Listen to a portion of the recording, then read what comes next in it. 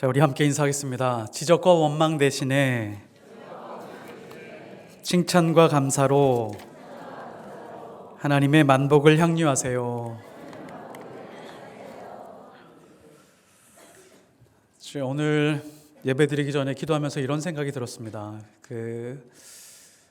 일주일 동안 정말 열심히 살아오시고 기도하면서 가정을 지키고 직장을 다니면서 이렇게 살아오신 분들이 계신데 정말 하나님께서 큰 은혜를 내려주셨으면 좋겠다, 이런 기도를 했습니다. 자녀를 키우는 것도 쉽지 않고 또 내년을 또 계획하는 것도 어려운데 올 한해 하나님께서 큰 은혜를 주셨듯이 내년에도 우리 교인들에게 하나님께서 주시는 놀라운 은혜가 있기를 예수 그리스도의 이름으로 축복합니다. 오늘 말씀의 제목은 기도의 등불이 꺼지지 않게 하라 라는 제목으로 하나님 말씀 전하도록 하겠습니다. 1962년 미국의 과학 철학자가 있습니다. 과학 철학자 토마스 쿤이라고 하는 사람이 있는데 이 사람이 만들어낸 용어가 있습니다. 패러다임 시프트라고 하는 말을 처음으로 사용했습니다. 이게 사실 과학 철학 용어인데요. 일반 사람들이 이제 더 많이 사용하게 되는 용어가 되었습니다. 패러다임의 전환이라는 말로 자주 사용하게 됩니다. 예를 들면 이제 휴대폰이 있는데요. 이 휴대폰의 가장 큰 목적은 다른 사람과 통화할 때 가장 깨끗하고 정확하게 지연되지 않고 끊어지지 않고 정확하게 통화할 수 있을 정도 최고의 품질을 유지하는 것, 이게 바로 휴대폰의 최고의 목적이죠. 그래서 회사들은 품질 경쟁을 주로 많이 해왔었습니다. 그러다 시장이 포화 상태가 됐죠. 패러다임의 전환이 일어났습니다. 어떤 한 사람이 휴대폰에다가 컴퓨터를 넣어버린 거예요. 그래서 아이폰이 탄생하고 스마트폰이 탄생하게 되었습니다. 이걸 바로 패러다임의 전환이라고 말합니다. 신앙에도 패러다임의 전환과 패러다임 시프트가 있습니다. 언제 어떻게 일어날까요? 우리는 신앙생활을 보통 이렇게 합니다. 하나님, 내 인생을 어떻게 이끌어 가시겠습니까? 하나님, 어떤 길을 열어주시겠습니까? 어떤 사람을 만나게 하시겠습니까? 어떤 직장을 주시고 또 어떤 가정으로 이끌어가게 해주시겠습니까? 라고 내가 내 인생을 두고 하나님의 인도하심을 구하면서 살아갈 때가 많이 있죠. 근데 이상하게 이렇게 신앙생활을 열심히 하고 있는데도 인생이 되게 버겁습니다. 어떤 때는 하나님이 길을 열어주시는 것 같기도 하고 어떤 때는 하나님이 침묵하고 계신 것 같기도 하고 답답할 때가 한두 번이 아닙니다. 근데 이 상황을 조금 전환시킬 수 있는 게 있는데 어떠한 상황이 다가오든지 간에 우리는 선택을 할 때 이렇게 선택하는 겁니다. 하나님이 이 상황에서, 이 힘들고 어려운 상황에서 무엇을 좋아하실까? 그리고 하나님이 무엇을 기뻐하실까를 두고 생각과 선택의 출발점으로 두고 살아가게 되면 놀라운 일이 일어납니다. 이걸 경험해 본 사람들만 압니다. 염려와 두려움이 사라집니다. 그리고 많은 것들이 질서를 잡게 되고 정리가 되는 경험들이 있습니다. 성경 중에 가장 읽기 어려운 책이 레위기입니다. 오늘 읽은 그 레위기입니다. 이 읽은 말씀을 이렇게 읽으면 너무너무 힘듭니다. 이 말씀을 통해서 하나님이 나에게 하시고자 하는 말씀이 무엇일까라고, 하나님이 나에게 들려주는 음성이 무엇일까라고 생각을 하면서 레위기를 읽어가면 너무 버겁습니다. 그리고 바로 점프하고 싶은 마음이 있고요. 통독하면서 그런 생각 많이 하셨을 거예요. 레위기는 넘어가자. 그리고 지금 목장의 성경 읽기에서 레위기는 빠져 있는 거 혹시 아시나요? 레위기가 빠져 있습니다. 왜냐하면 너무 질려서 못하실까 봐 레위기는 뺐습니다. 레위기는 이렇게 읽으면 됩니다. 하나님이 무엇을 기뻐하시는가, 하나님이 무엇을 좋아하시는가를 두고 읽어가면 하나님이 좋아하시는 것만, 기뻐하시는 것만 체크해서 잡아내도 레위기는 굉장히 재미있고 즐거운 책이 됩니다. 레위기 23장에 보면 하나님이 계속해서 절기에 대해서 이야기를 하거든요.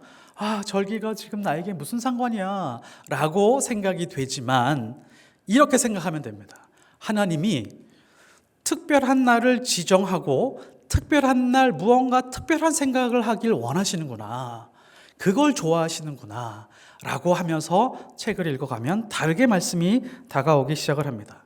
유월절, 무교절, 초막절, 속죄일, 이런 특별한 날을 만드시는 것을 좋아하고요. 특별히 안식일, 주일 이런 것들을 지정해 두시고 특별한 날, 특별하게 하나님을 기억하게 하는 것, 이것을 하나님이 기뻐하시는구나 라고 하는 것을 깨달을 수 있습니다. 23장에서 특별한 날들, 특별한 절기에 대해서 이야기를 하고 24장으로 넘어오면서 성막으로 넘어갑니다. 우리 인생을 살아가면서 특별한 날이 더 많나요? 평범하고 지극히 일상적인 날이 훨씬 더 많나요? 평범하고 일상적인 날들이 훨씬 많습니다. 하나님도 너무 잘 아십니다. 우리가 매일매일 특별하게 살아갈 수가 없습니다. 우리가 결혼도 마찬가지죠. 연애할 때는 매일매일이 특별한 날 같지만 결혼하면 늘 일상적인 날입니다. 평범하고 답답하고 뭔가 특별한 게 없는 그런 날들로 많이 이어지게 되죠.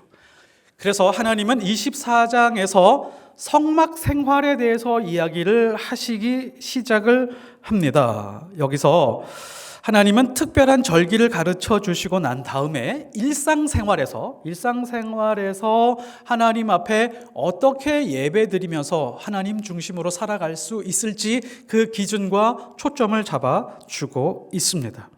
특별함, 절기에서 특별함을 가르쳐 주시고 그 특별함으로 일상생활을 어떻게 연결해야 되는지 이것을 하나님께서 가르쳐 주고 싶은 것이죠. 그러니까 절기 따로 성막 따로가 아니라 특별한 날을 통해서 일상생활에서 어떻게 살아가야 할지를 연결해서 가르쳐 주신 것입니다. 그래서 성경은 늘 이러한 방식으로 갑니다. 특별한 것을 알려주시고 일반적인 생활에서 어떻게 생활해야 되는지를 알려주는 책이 바로 성경책입니다. 믿음으로 사는 것은 무엇이냐라고 물으면 특수한 상황에서 경험한 신앙을 보편적인 상황으로 펼쳐가는 것. 내가 특별하게 경험한 그 하나님을 모든 시간 속에서 모든 사람에게 펼쳐내는 것. 이것이 바로 믿음 생활입니다. 하나님이 이거를 가르쳐주고 계신 겁니다. 우리는 신앙생활을 하다가 이 특별한 순간에 기적을 경험할 때가 많이 있습니다. 하나님을 만난 사람들이라면 거의 다 경험합니다. 인생을 살면서 이 사건이 있는데 자녀를 키우면서 사업하면서 어떤 일을 하면서 이 사건은 하나님이 개입하지 않으면 도저히 설명하지 할 수 없는 그런 사건이야 라고 하는 특별한 기적들이 있는 사건들이 있죠. 그런데 그 특별한 사건들이 평생 이어지지 않습니다. 계속해서 다른 방향에서 하나님께서 우리에게 메시지를 주는데 우리는 어떻게 살아가느냐? 늘 하나님이 우리 인생에 무언가 특별한 것을 계속 주셔야 한다라고 하는 생각 속에 살기 때문에 우리는 실패할 때가 많이 있습니다. 예를 한번 들어보면 여리고성을 점령했죠. 여리고성 점령할 때 몇 바퀴 돌았나요? 총 13바퀴 돌았죠.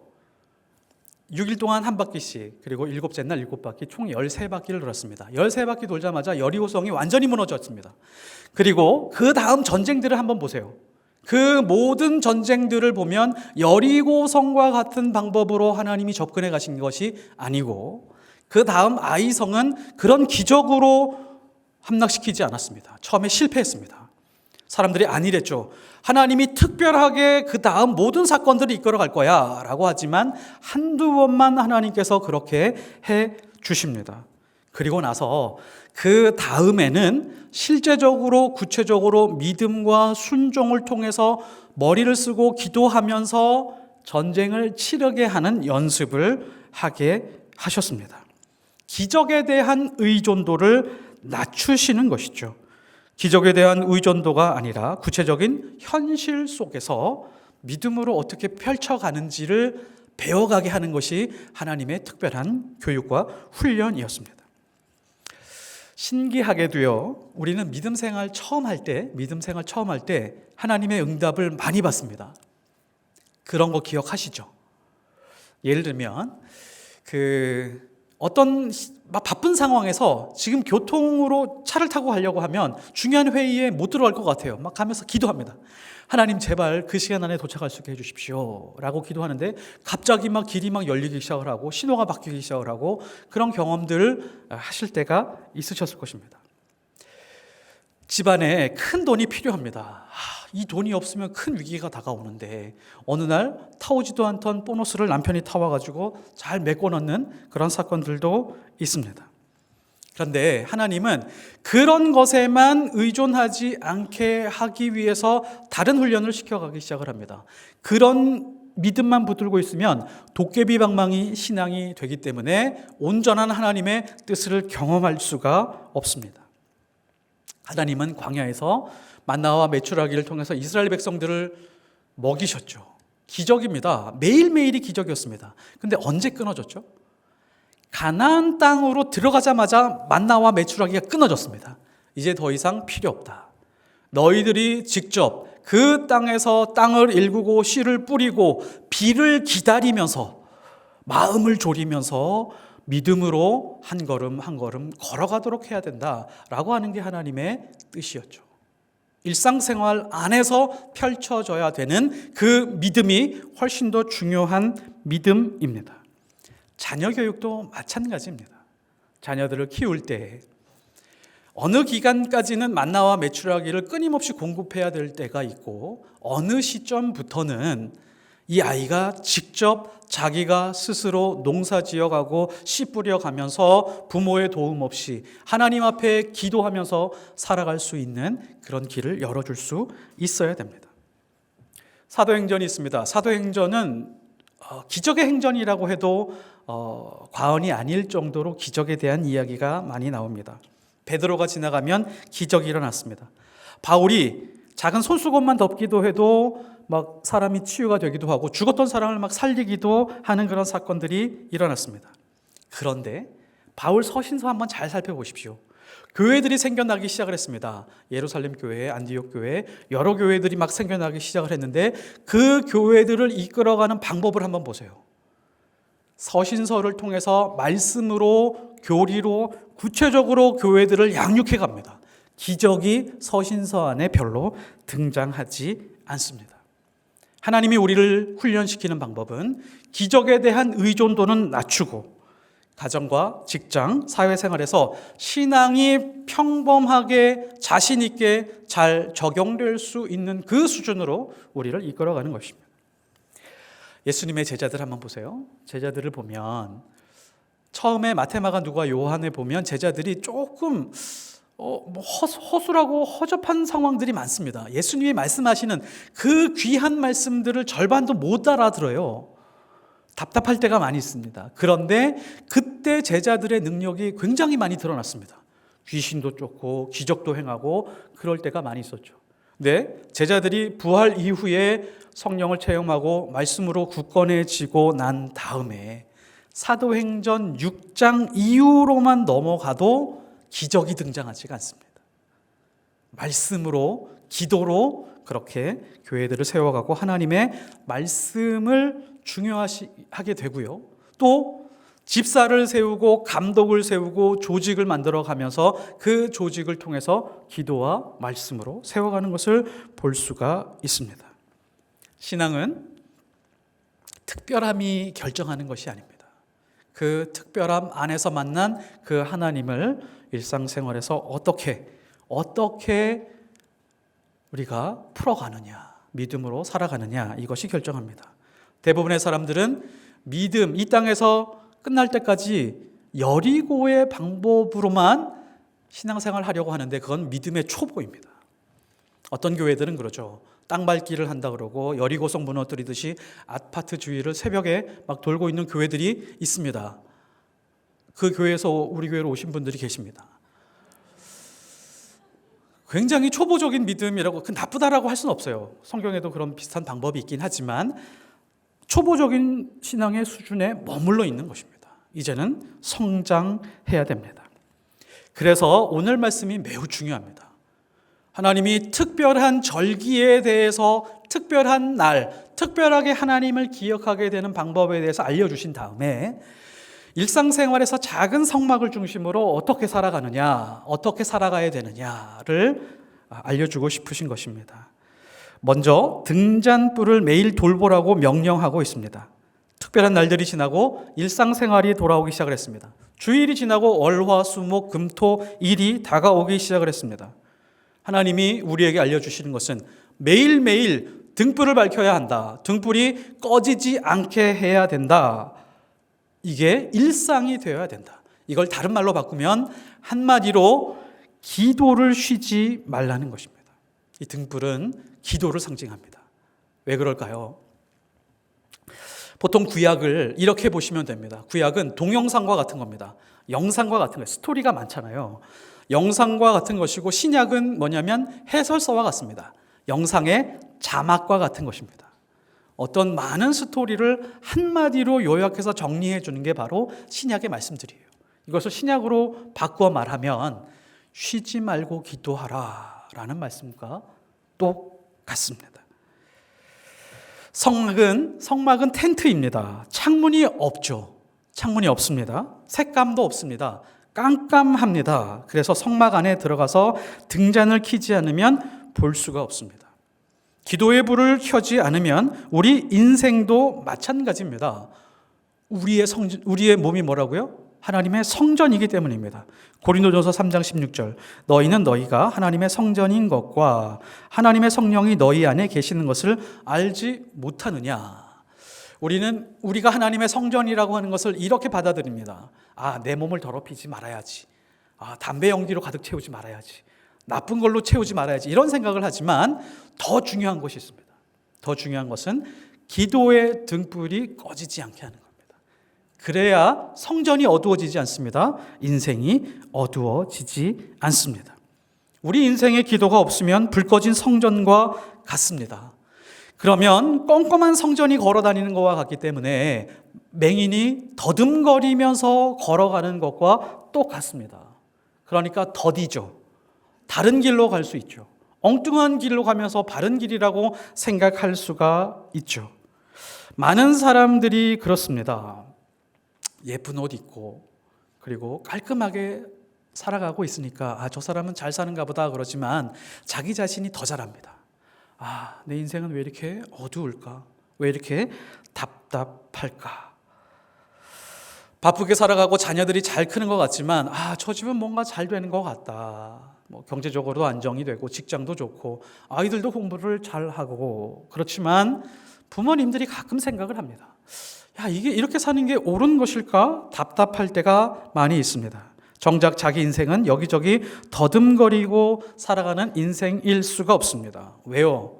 기도가 없으면 그렇습니다.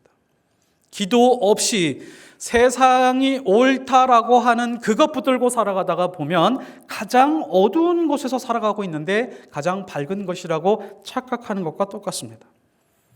우리가 어릴 때 이런 생각합니다. 20대, 30대가 되면 뭔가 자신감 있고 내가 하고 싶은 것 하며 살아갈 수 있지. 마음껏 연애도 해보고 마음껏 여행도 가보고 이런 생각하면서 살아갑니다. 그런데 20대가 되니까 정작 20대가 되니까 인생이 이렇게 어두운가? 하고 싶은 대로 되지 않고 할 수 있는 것이 이렇게 없는가? 내 능력이 이것밖에 되지 않나? 그러면 한 40대쯤 되면 뭔가가 이루어지겠지라는 생각으로 20대, 30대 막 4년, 5년 동안 열심히 공부합니다. 스펙을 쌓고 열심히 공부합니다. 직장도 찾기 위해서 온 젊음을 불태워서 열심히 삽니다. 근데 40대, 50대 특징이 이거더라고요. 눈앞에 닥쳐져 있는 문제들을 해결하면서 하루하루 살아가기에 급급합니다. 왜 이렇게 인생이 답답하지? 아이는 자라가고 있죠. 아이는 쑥쑥 크고 있지. 직장은 너무너무 힘이 들죠. 여러 가지 지금 닥쳐오고 있는 문제들을 해결하는 데만 급급한 상황으로 살아갈 때가 너무도 많이 있습니다. 직장에서 퇴근합니다. 집으로 들어가는데, 가정으로 들어가는데 이상하게 마음이 어둡습니다. 이게 뭐지? 왜 이렇게 허전하고 허무하지? 그래서 뭔가 만족스럽지 못하기 때문에 남편과 아내가 티격태격합니다. 아내가 좀 변하면 내가 좀 괜찮겠지. 남편의 이 고집불통, 자기 생각에 갇혀 사는 이 남편의 마음이 좀 변하면, 좀 조금이라도 도와주면, 집안일을 조금 거들어주면 좀 내 마음이 편할 텐데 라는 생각을 가지고 가정생활을 할 때가 많이 있습니다. 그런데요, 그래서 가정이 밝아지지 않습니다. 남편이 변하고 아내가 변한다고 해서 가정이 밝아지는 것이 아닙니다. 가장 밝아지는 방법은 남편과 아내가 두 손 잡고 기도하는 겁니다. 기도를 시작하는 겁니다. 기도의 등불을 밝히기 시작을 하는 겁니다. 세상 그 어떤 것보다도 기도의 등불이 밝히기 시작을 했을 때 가정은 그 무엇보다도 더 밝아진 가정이 될 수가 있습니다. 기도가 없는 교회는 어둡습니다. 기도가 없는 교회는 답답합니다. 뭔가 차갑습니다. 왜 이렇게 답답하지? 교회가 그런 느낌을 받을 때가 있습니다. 그래서 교회 안에 이것 봉사해보고 저것 봉사해보고 이 사역 해보고 저 사역 해보는데 시간이 지날수록 뭔가 이렇게 설명할 수 없는 그런 답답함과 어두움이 있습니다. 왜 그럴까요? 기도가 없으면 그렇습니다.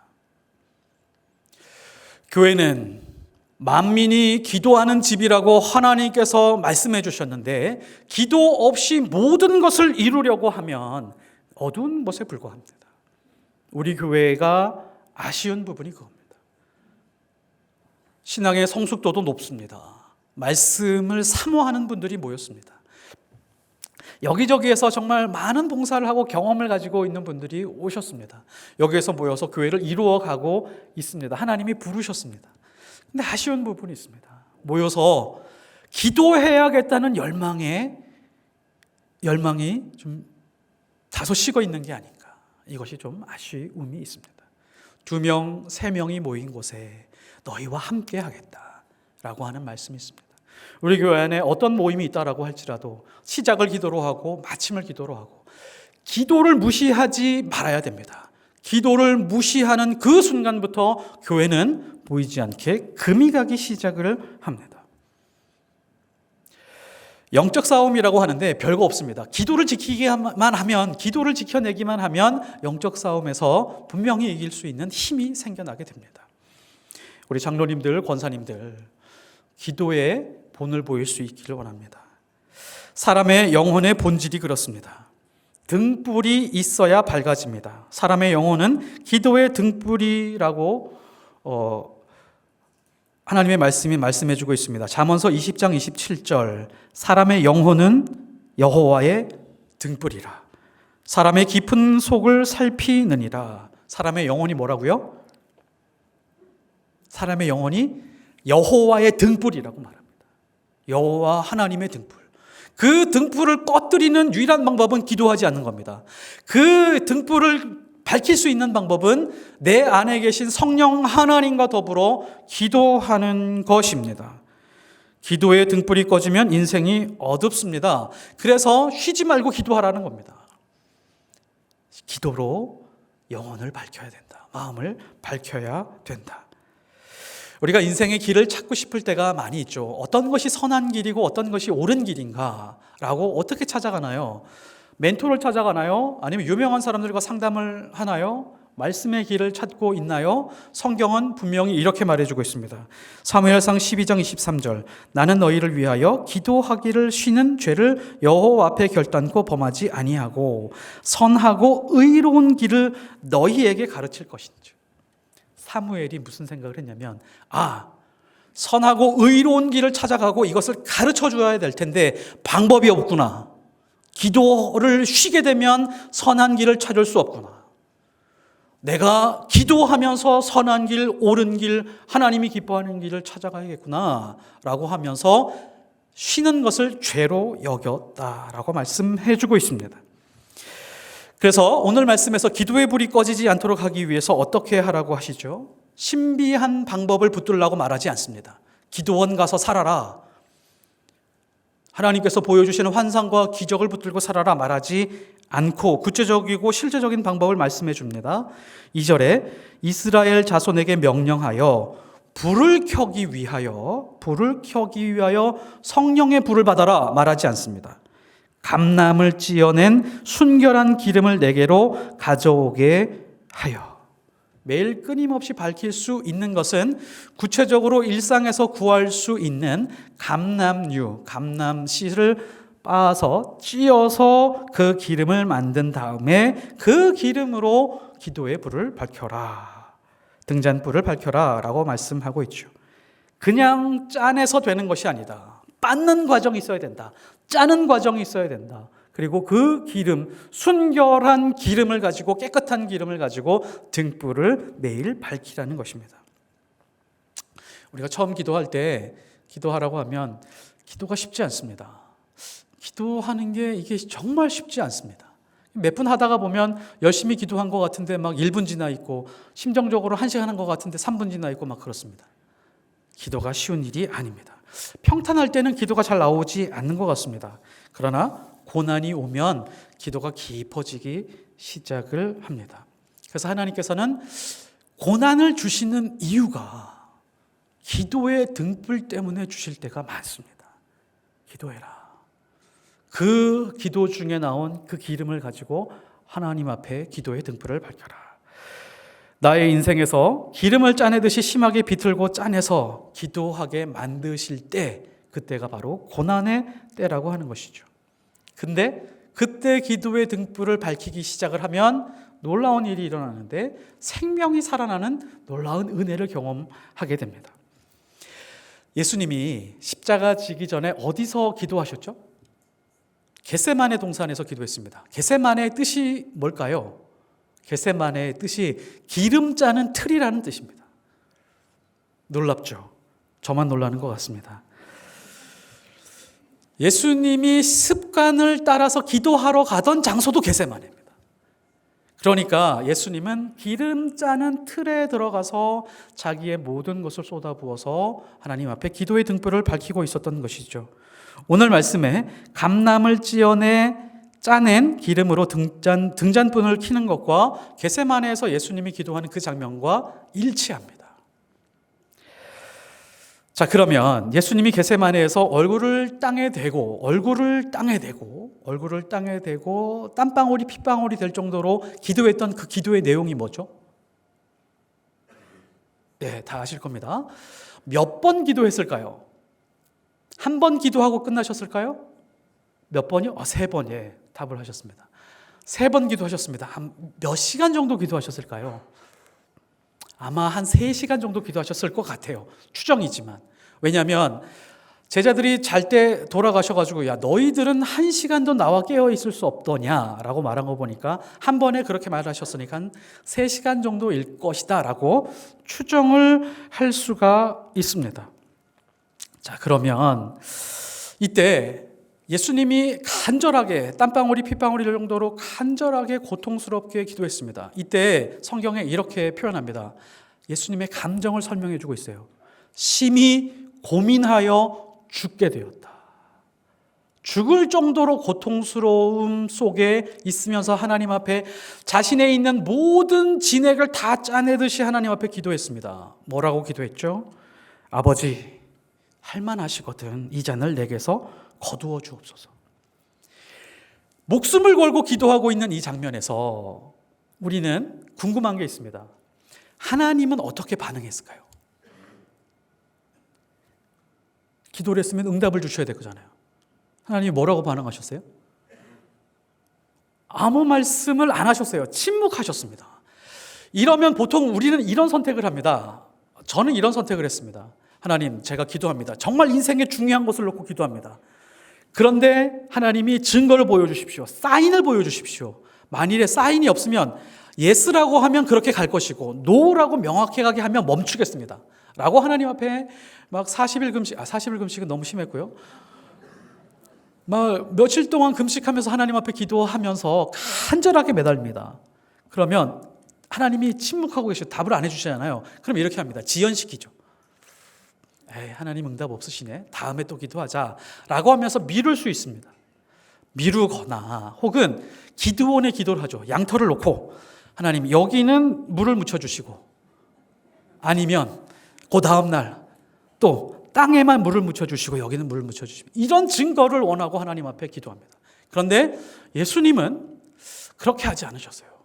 하나님이 한 말씀도 하지 않은 그 침묵 속에서 그 침묵을 응답으로 받아들이고 예수님이 선택하고 길을 가셨습니다. 기준이 뭐였을까요? 예수님의 기준. 지연시키지 않으셨어요. 포기하지 않으셨습니다. 그냥 있는 그 길 갔습니다. 기준이 있습니다. 하나님은 응답하지 않으셨지만 예스, 노 아무 말씀하지 않으셨지만 이 상황에서 하나님이 기뻐하시는 것이 무엇일까? 우리는 이런 거 하잖아요. 하나님, 내 마음이 복잡해서 죽을 것 같습니다. 이 감정만큼은 좀 해소하게, 마음의 평안만큼은 주십시오. 좀 마음은 편하게 해주십시오. 라고 하는 기도도 하지만 예수님은 그거와 상관없이 하나님, 이 순간에 하나님이 가장 기뻐하는 그것을 선택하겠습니다. 라고 하면서 십자가 지로 가셨습니다. 이게 뭐죠? 하나님이 예스냐 노냐, 하나님이 응답하셨느냐 안 하셨느냐, 그것이 중요한 것이 아니라 응답보다 더 높은 곳에 위치한 것이 있는데 그것이 바로 하나님을 기쁘게 하느냐 아니느냐. 이 선택이 하나님을 기쁘게 하느냐 아니냐가 바로 예수님의 선택이었습니다. 이게 기도 응답의 높은 곳에 있습니다. 놀라운 말씀을 하나 읽어드리도록 하겠습니다. 고린도전서 2장 9절에 보면 기록된 바 하나님이 자기를 사랑하는 자들을 위하여 예비한 모든 것은, 하나님이 정말 사랑하는 사람들이 있어요. 사랑한다는 것은 이런 정도의 수준입니다. 하나님의 아들을 십자가에 못 박혀서 죽게 할 정도의 사랑한다는 거예요. 사랑하는 사람들에게 준비하고 예비한 모든 것이 있는데, 그러면 보여주고 들려주고 깨닫게 해줘야 되잖아요. 그 다음에 말씀을 보십시오. 눈으로 보지 못하고 귀로 듣지 못하고 사람의 마음으로 생각하지도 못하였다 함과 같으니라. 하나님의 의도를 아시겠습니까? 우리는 항상 특별한 걸 원합니다. 기도하면 내가 생각했었던 것보다도 더 확실하고 분명하고 더 크고 놀라운 무언가를 채워주실 것이다 라고 하는 거지만, 하나님이 계획하신 바는 특별히 사랑하는 사람들에게는 눈으로도 못 보게 하시고 손으로도 못 만지게 하시고 마음으로도 깨닫지 못하게 하는 상태로 지속하게 만들겠다. 그 다음에 오직 하나님이 계획하신 바가 있는데 성령으로 이것을 우리에게 보이셨으니, 우리를 성전 삼으시고 성령이 내 안에 계시게 한 다음에 기도의 등불을 밝히고 나서 성령과 함께 동행하면서 눈으로 보이지는 않지만, 만질 수는 없지만, 마음으로 선명하게 깨달아지지는 않지만, 이 복잡하고 괴로운 상황 속에서 하나님이 무엇을 기뻐할까라고 하는 것을 선택하는 것이 바로 놀라운 선택이고 하나님을 기쁘게 하시는 것입니다. 한 가정에서 아내와 어머니로 산다라고 하는 것은 살 수 없이 복잡한 문제를 매일매일 끌어안고 살고 있다는 말과 똑같습니다. 한 가정의 남편으로, 가장으로 살아간다라고 하는 것은 셀 수 없는 위기를 남편으로서 고독하게 아무에게도 말하지 못하면서 이 위기를 어떻게 해야 되는가라고 생각하면서 살아가야 된다는 것과 똑같습니다. 직장 생활하는 것, 피를 말리는 순간들이 있습니다. 야, 내 인생이 이거밖에 되지 않나. 초라한 상황에 빠질 때가 한두 번이 아닙니다. 사람들을 만나다 보면 회복되는 가정보다는 무너지는 가정이 훨씬 더 많다는 것을 알게 됩니다. 많은 사람들이 외로움에 빠져 있고, 대화도 어렵고, 관계도 단절되어 있습니다. 감정은 메말라가고, 억울함은 누적되고, 상처는 깊어가기만 합니다. 어떻게 하실 겁니까? 무슨 방법으로 어떻게 그 상황을 헤쳐나가시겠습니까? 단 하나의 방법밖에 없습니다. 기도 이외에는 아무 방법이 없습니다. 살 수 있는 길이 없습니다. 우리에게 주어진 복잡한 현실에서 기도의 등불을 밝혀가는 것 이외에는 가장 좋은 선택이 없습니다. 문제가 많고 클수록 더 깊이 엎드리는 수밖에 없습니다. 하나님, 제 인생의 길이 어둡습니다. 막막합니다. 방법이 없습니다. 어떻게 할까요? 하나님, 길을 열어주십시오. 이렇게 하나님 앞에 기도의 등불을 밝히고 있으면 늦게 되고 지연되는 것 같지만 결국에는 하나님께서 열어주셔야 할 길을 열어주십니다. 반드시 그렇습니다. 시간이 지나면서 그것을 분명하게 경험하게 될 겁니다. 그런 방법이 아니라면 우리는 그런 상황 속에서, 복잡한 상황 속에서 하나님께서는 무엇을 기뻐하실까? 그거 선택하면 응답보다도 더 높은 곳에 있는 하나님의 뜻을 발견하고 은혜를 경험하게 될 것입니다. 말씀의 결론을 맺겠습니다. 하나님을 만난 사람들은 누구나 특별한 경험이 있습니다. 특별한 체험이 있습니다. 어떤 때는 하나님께서 말씀을 놀랍도록 부어주실 때가 있습니다. 어느 순간에는 그냥 일정한 기간 동안 말씀을 20장, 30장 막 한 번, 두 권 읽어가도 너무너무 꿀송이처럼 달 때가 있습니다. 특별한 은혜죠. 그런데 평생 그렇게 하나님께서 은혜를 부어주지 않습니다. 한두 번 특별한 은혜를 경험하게 하시고 일상으로 들어가서 그 일상에서 믿음으로 인내하면서 기도하면서 그것을 풀어내는 것을 하나님께서 원하십니다. 특별한 것만 기대하고 원한다면 우리의 감정이 어떤 식으로 확장이 되냐면 불평과 불만으로만 확장이 됩니다. 왜일까요? 우리의 일상에서 특별함이 없거든요. 그러니까 그 간극 때문에 그 안에 채워지는 것은 불평과 불만밖에 없습니다. 기도의 등불이 꺼지면 반드시 어두운 인생을 살게 됩니다. 넘어지게 되어 있습니다. 이 특별한 은혜를, 특별한 경험들을 일상으로 연결시키는 것은 기도의 등불밖에 없습니다. 하나님이 예스와 노, 응답으로 우리에게 선명하게 알려주실 때도 있지만 많은 부분에서는 선명하게 알려주시지 않을 때가 많습니다. 그때 기도의 등불을 밝히면서 이 상황에서 하나님이 무엇을 기뻐하실까?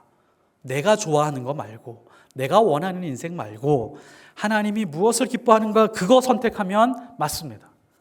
그것보다도 더 큰 하나님의 은혜가 없습니다. 예수님의 기도가 그랬습니다. 침묵이었고 응답이 없었지만 하나님의 눈물이 무엇인지를 알았습니다. 하나님의 기쁨이 어디에 있는 줄 알았습니다. 지금 내가 당하고 있는 이 고통과 감정과 상관없이 하나님의 기쁨이 무엇이면 그 길로 따라가리라. 이게 십자가의 길이었습니다. 기도의 등불이 꺼진 곳, 기도의 등불을 밝혀가는 하나님의 사람들이 되시기를 예수 그리스도의 이름으로 축복합니다. 기도하겠습니다.